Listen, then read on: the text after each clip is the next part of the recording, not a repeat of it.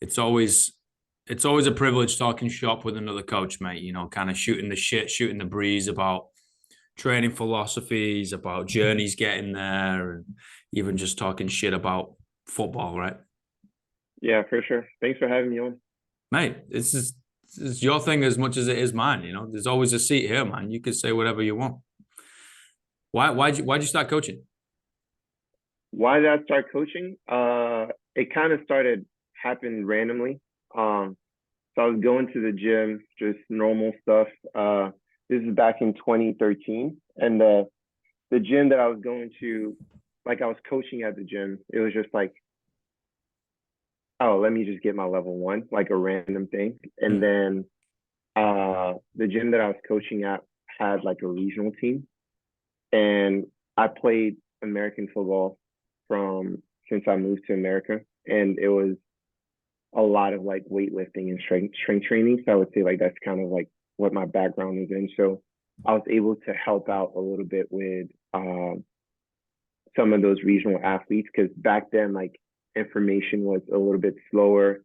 There was not a lot of like knowledge. There was a lot of like bad. I don't want to say bad coaching because I don't think my gym had bad coaching, but I was just able to offer something a little bit different and a little bit better.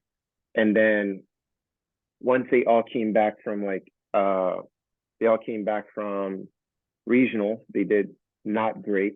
So everybody was like super motivated to get better. And then that's kind of when I kind of took the lead and started working with people one on one.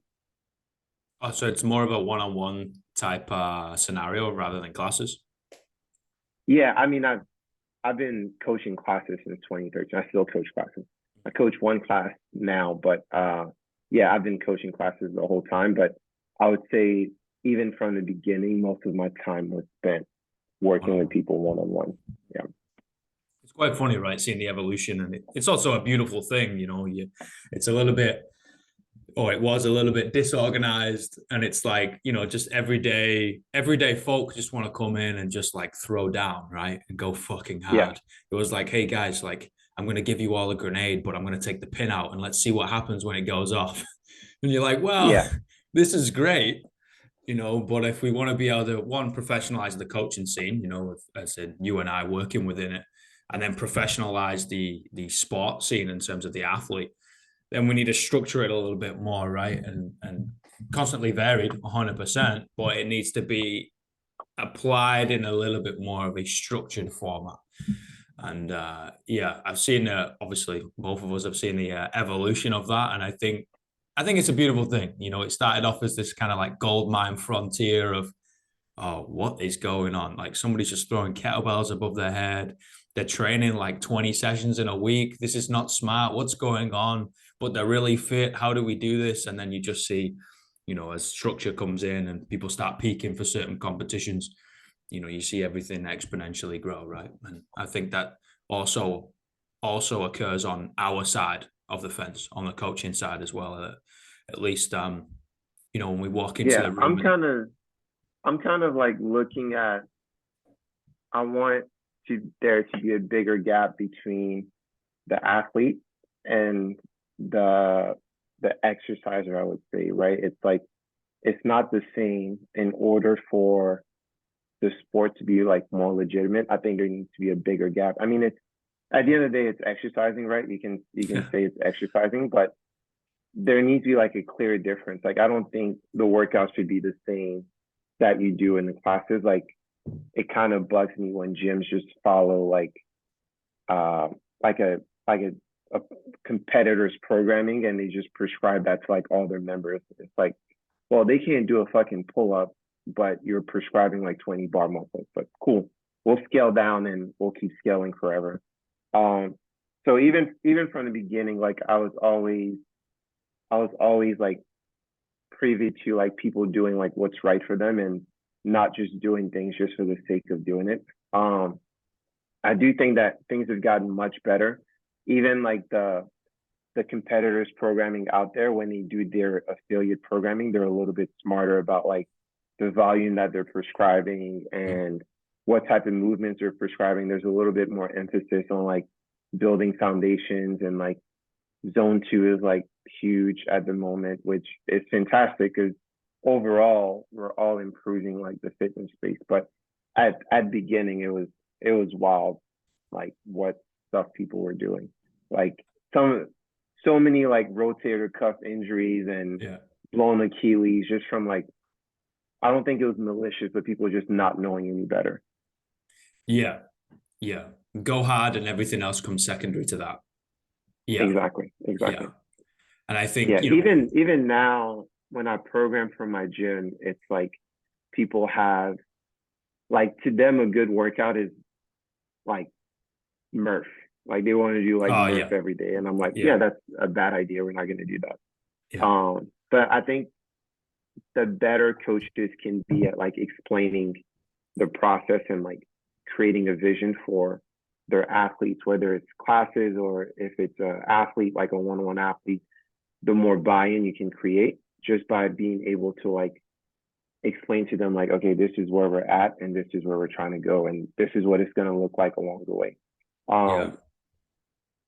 That's a really easy way to create retention, is just having knowing exactly what the process is like and then being able to express that to the client. I couldn't fucking agree more with that. You know, like it's not only about skill acquisition of being able to like hold a handstand, do a wall walk, you know, pirouette, whatever, to snatch a barbell, even if it's just a training bar, for example. It's like, no, maybe it's neurological as well, of like, okay, well, Yeah. over time, strength is going to end up going up, or like aerobic capacity will end up going up. And here's the kind of undulating year that we're going to go out and we're going to peak for this and we can go really hard, and on Memorial Day we'll do Murph and yeah, but it's like, you know, Yeah. you're not going to get a 45-minute absolute beaster every week, and you're not going to do Fran-esque type sprint till your lungs bleed every week. It's like no, like how are we getting better here? And I love the example that you used of, we got 20 bar muscle ups in a workout today, team, and it's like, oh yeah, cool, well, you're going to do box bar muscle ups, and I think that's great for Yeah. a small period of time. You know, it's good for the confidence. You know, it's cool. You are okay, mint, but like you can barely do a horizontal ring row. Never mind a strict pull up. Why are we then Right. throwing you over this bar? Like the integrity of your shoulder joint is piss poor. You know, it's a wet noodle. Why are we chucking you over there? You know, and it's Yeah. yeah, I think we, as a unit of coaches, you know, worldwide, I think we all have to, I guess, regress in terms of the GPP. So then we can progress. We can take one step back, so we can take 3 or 4 steps forward, rather than just, yeah, cool, let's just keep beasting you. Because we Yeah. will lose people. And you made a great point. That's how you increase retention. I agree 100%. I'm in. Do you think there's like, what percentage of like good coaches to bad coaches do you think are out there? If you had to put it like worldwide. And I mean like just fitness coaches, like global gym, like everything, not even Oh, CrossFit wow. coaches. Oh, wow. That's a big pill. So the way I coached in a lot of different places, right? I've coached Mm-hmm. in, oh fuck, probably around 30 different places, right? A lot of CrossFit gyms. I coached in leisure centers, D1 university for swimming and all that type of bullshit, right? Yeah. And the way I kind of paint the picture to somebody who might be a 5-year-old of knowledge when it comes to the fitness industry is, it's really easy to get into, but it's really fucking hard to get great at. Like, to be an exceptional coach, it's unbelievable. It's unbelievably hard. The things that you have to think about and the things that you have to do daily is really fucking hard. However, the barrier to entry to get your PT cert or to get your level 1 or to get whatever is so damn simple that I think we have saturated the foundation of, there's, pull a number out my ass, you know, a million, probably isn't, maybe more, maybe less, whatever. There's a million Right. coaches out there that probably shouldn't be coaches, right? And I think we need to stop dishing out the term and the name coach. I think we need to dish out the term instructor or trainer or intern. And then you have to develop and earn the right to be called coach, right? Because as we both know, it's a completely different ballgame. You know, somebody who's 20 minutes into the fitness industry compared to yourself, you're called the same thing. You're both called coach. And I think Right. that does them and you a disservice, and the members and the athletes and the clients coming in. I think there needs to be a bit of a more a progressive system involved. You know, you see it in the corporate scene, and I don't think we need to go more corporate. But I think Yeah. it needs to be a bit more of a system to develop. So it's difficult to say percentage wise, but mate, I have seen some iffy shit Yeah. in I some think gyms. the biggest thing is even like I don't mind how easy it is for coaches to get in because like it's like the easy path. If you're passionate about fitness and you want to share that passion with other people, fantastic, right? The the tough part for me is because people want clients and like unless you're working at a gym that's just feeding you clients or working for a company that's just feeding you clients, you kind of have to like market yourself, right? And the way to market yourself is to do weird shit that catches people's attention. And then now the general public thinks that doing weird shit is how you get whatever it is that they're trying to get that's going to make them happier, right? Whether it's like abs or to lose 10 pounds or to jump super high, right? It's like no one's going to go to the gym and just say, I'm going to do 5x5 back squats anymore, right? It's like, it's too boring. I think that's, and like, have you been on TikTok and seen like TikTok fitness trends? Mate, I It's, deleted it. I had to get rid of it. it's a different world. I had to get rid of Like, it, mate. yeah, TikTok fitness trends, I think is probably worse than like Instagram. At least like Instagram, there's not as much of it, but it is chaos on TikTok. And it's great because it's getting more people into fitness, right? With the way obesity is like climbing and everything. Yeah. But at the same time, I think it's up to people to find out like what's a good like who sounds like they know what they're actually talking about and like discern for themselves like the advice that they're receiving. Just like everything else, right? Like there's advice on everything. It's just up to you to like figure out what's the right information and what you need to take in and what you need to dismiss. You know what I think the problem is in this industry, there is so many friggin' egos. Like there is so many narcissistic, egotistical bastards that like to wear the shirt and have all their eyes on them. And that gets in the way of collaborating with other coaches to then learn so we all upskill, right? I'm a big believer in a rising tide lifts all ships. And I'm a massive believer in we're as coaches on the planet, we're not in competition with each other. We're in collaboration, right? And we're supposed to cooperate with one another. And how the hell do we help everyone? You know, there's like 8 billion people on the planet, right? It's like, I can't help Right. all them. Neither can you. But Right. together Right. we can help a little more. Right. And you're going to know shit that I'm not, and I'll know shit that you don't. And it's like, cool, let's help some people. That's why we got into this thing. Right. And I think the ego gets in the way sometimes. And it's like, no, fuck that person, fuck that gym. And you're like, no, we're all doing the same stuff.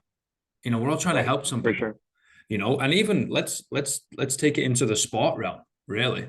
Okay, fittest man and fittest woman and fittest team and fittest adaptive and fittest whatever on earth. Okay, CrossFit as a sport, we're all trying to find the same thing. What is the human body truly capable of? We're trying to find the same thing. I don't know, man. You think CrossFit's trying to find the human limit? And when within the parameters that they've defined, yes. Yeah, but why does the standard like change every year? Like, That's where bureaucracy comes in, right? I think they're trying to make money, which is fine. Just say you're trying to make money, and more money is good. Athletes can get paid, coaches can get paid, I agree. physical therapists can get paid, sponsors can get paid. So, I I I don't like the title of like the fittest on earth because it's like the fittest CrossFitter on earth. Yes, fantastic.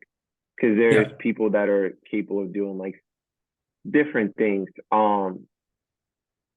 I do think that the way the sport is moving, it needs to prioritize making money before it prioritizes like trying to find the fittest on earth. Because I don't think that should be the priority.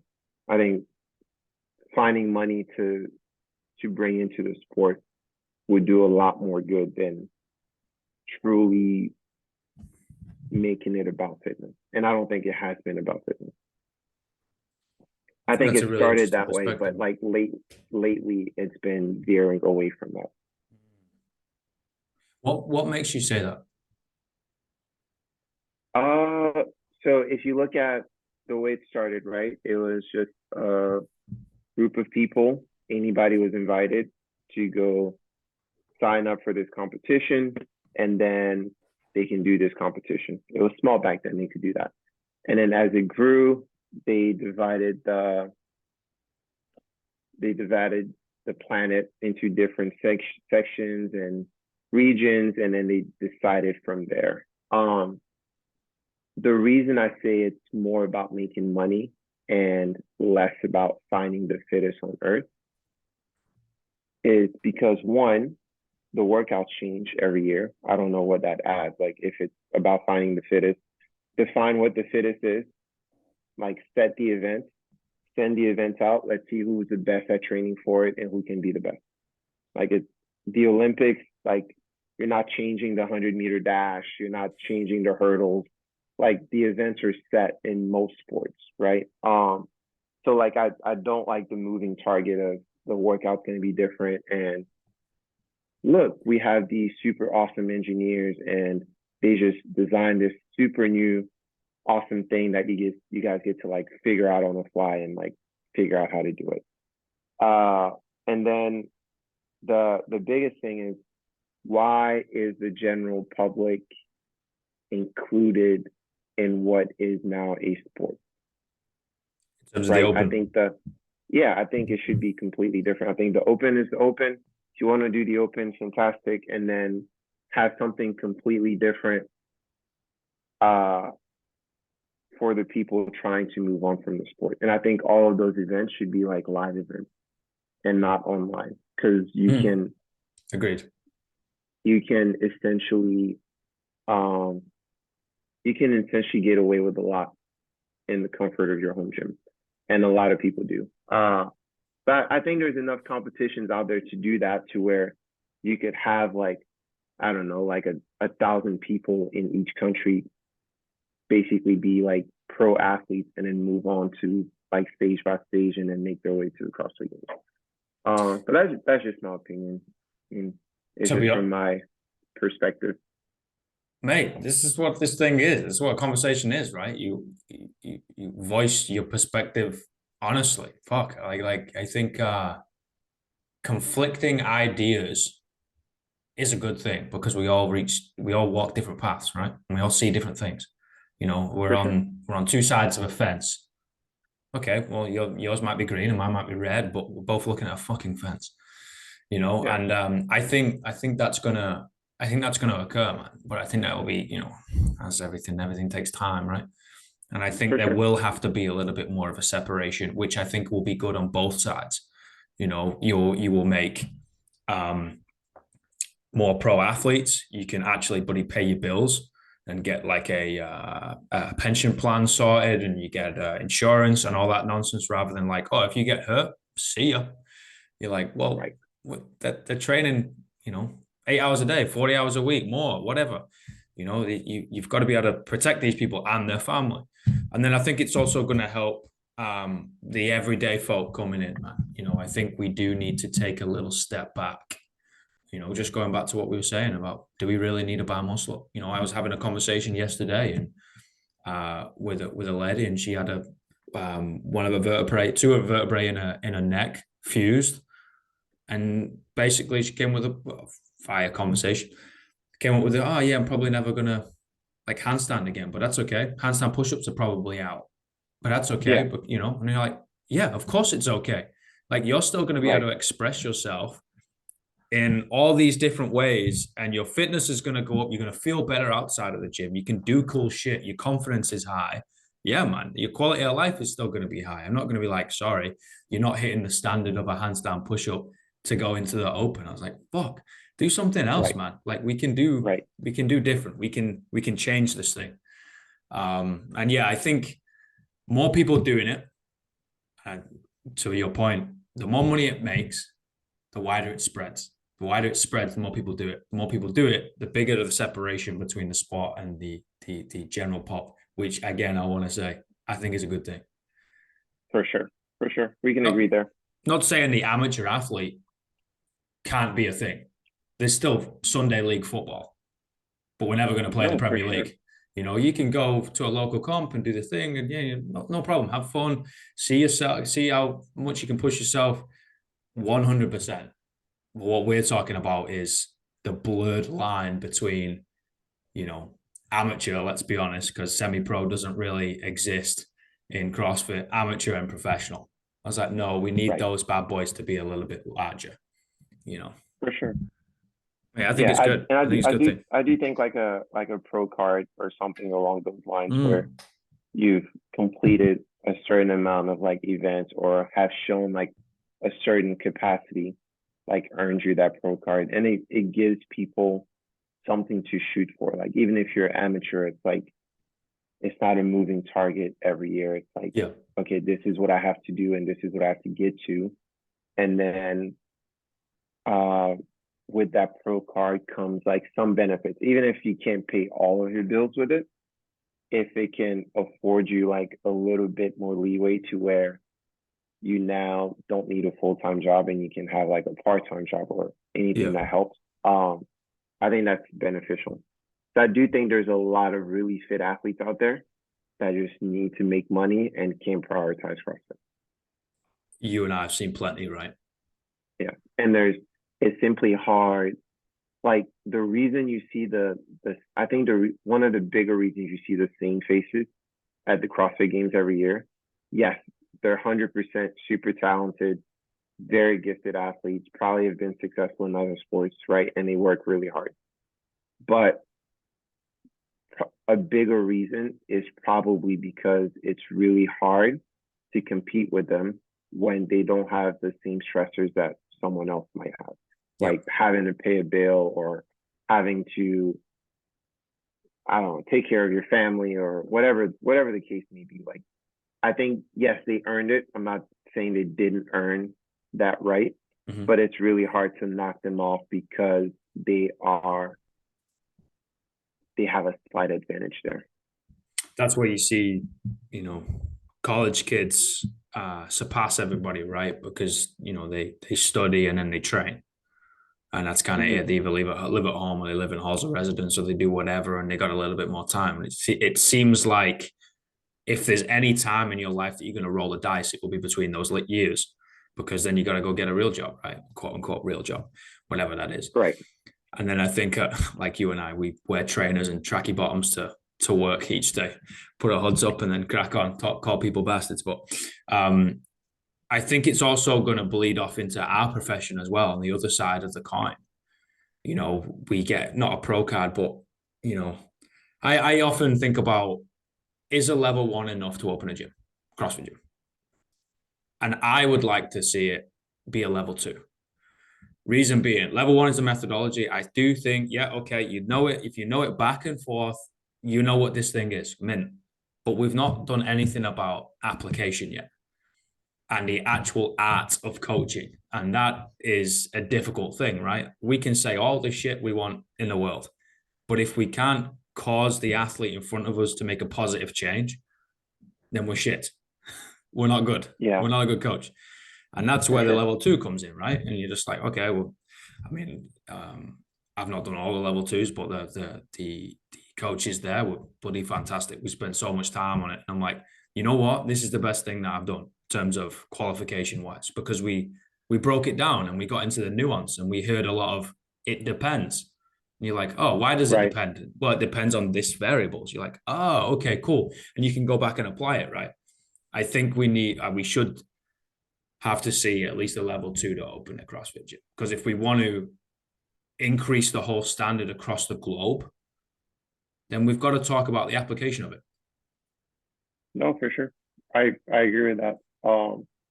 I don't I don't think you should need a level 1 to open a gym, because I feel like that's business.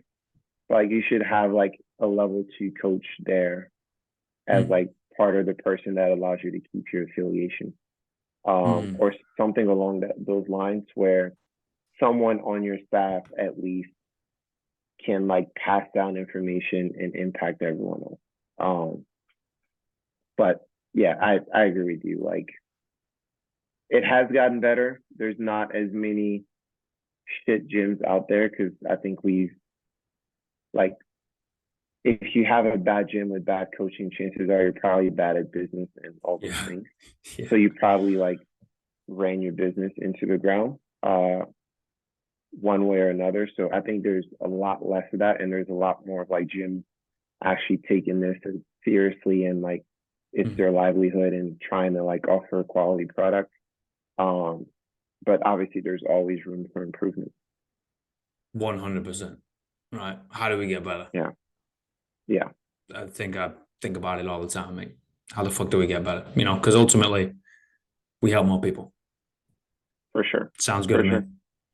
Yeah. You know, in whatever capacity. Yeah, cool. What do you want to do? I want to play competitive tiddlywinks. Yeah, mint. How do I help? You know, whatever it is, man. I think it's I think it's a rad way to put it. Is tiddlywinks like something in New Zealand? That's is that a thing? No, it's like it's the UK where you gotta like bounce a coin into a cup. Some bullshit. Oh, that thing. I've seen it. Okay. Yeah, some weird fucking British thing, some old thing. You know what I mean? There's weird people over there on that tiny island. It's cold, man. We've got to entertain ourselves. I mean, whatever keeps you entertained, right? Whatever floats your boat, mate. You know what I mean? Yeah. Brother, I got 3 questions. Yeah. What's the greatest piece of life advice you've ever received?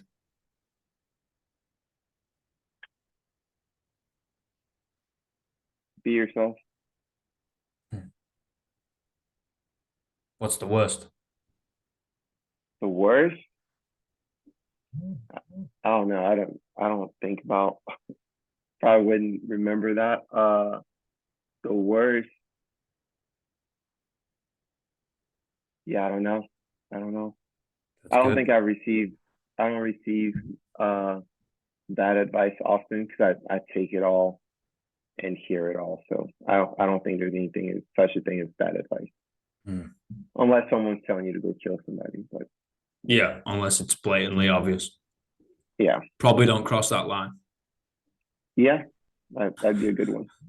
That'd be a good one. What are the 3 words you would tell your younger self?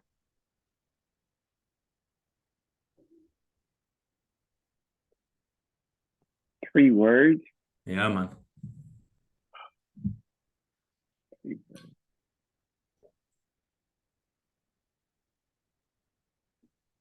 The time is now. Anytime like you think about like your former self or younger self, it's like, oh, I wish I would have done this, or I would have taken this seriously. I wish I would have started this. So I think making the most of the opportunities that we have in the present is probably the most difficult thing, because we're either stuck in the past or thinking about the future. So I think something along the lines of like the time is now, or yeah, the time is now sounds good. Brother, thank you so much, man. Thank you, sir. Thanks for having me on. Mate, I can't wait to come visit your gym. Come on, bring your shorts and your non cold gear, because it doesn't get very cold. You can come in like, if you come in like January or February, we'll probably have like a freeze, and the whole state will shut down, and it'll be perfect for you. Perfect. I'll probably bring the freeze. It'll be like fucking Mr. Frost from Batman. I was like, there you go. What is this blonde guy? Kick him out. The whole fucking state's frozen. Dude, when it freezes here, like it's bad. Like pipes freeze, and the whole state shuts down. It's not good. Luckily, we only have one every like 5 to 6 years. So Wow. It's it's pretty been a while. swampy, So we're right? probably due. Yeah, it's just wet and cold. Mm. Very, very humid. Wow. I don't think I've ever seen a swamp. It's just a dirty river or dirty creek. With Mate, we're gonna try and make the games next year, fingers crossed. yeah, Um, and we'll have to come on over once it's done. We'll get a beer, for do some sure. fitness, talk some shit, try and learn some things. Sounds good, And man. when in Rome, do as the Romans do. When in Exactly. Louisiana, do as the Louisianans do. You know what I mean? Exactly. Let's do it, bro. Exactly. I like it. Mate, you have a great day and we'll speak soon, brother. Thank you so much. All right, Alex. Take care. Thanks, man. Take it easy. Bye, everybody.